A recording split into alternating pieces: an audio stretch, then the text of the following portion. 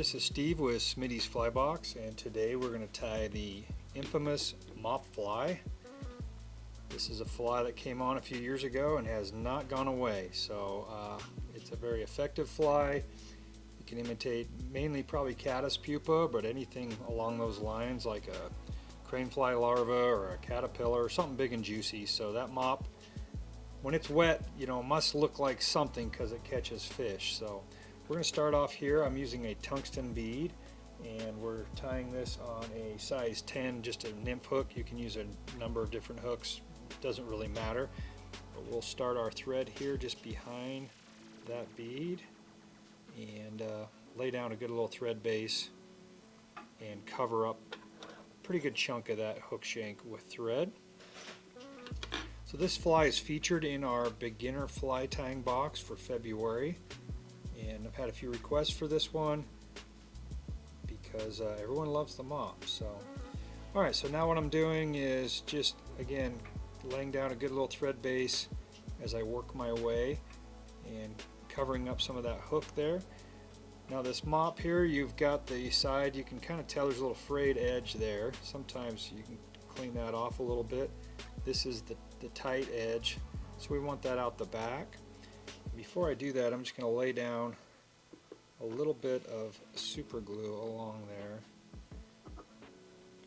and that'll help keep that mop intact. So I'm just going to lay it right there, right up against the bead, and tie that down, make sure I get that string part, and give myself a nice little firm area to tie down. And now what we'll do, once I've got a little section about the width of the bead, now we can just fill that in with some dubbing. So I've just got some nice little like black dubbing with a little shimmer to it, a little ice dub.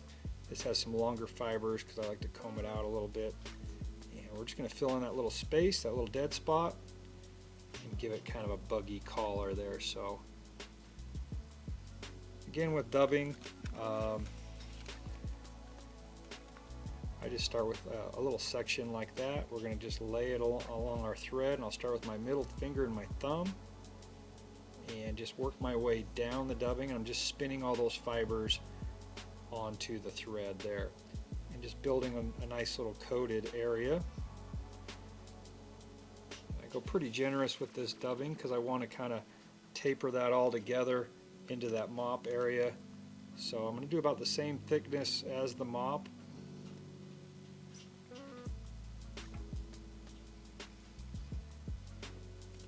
And then we'll brush this out just a little bit if we want.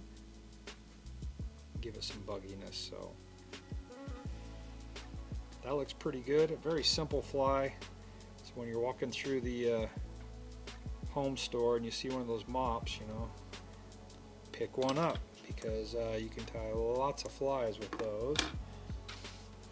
One last step, if you have a little dubbing brush here, you can just kind of comb out that, pick out some of that dubbing just a little bit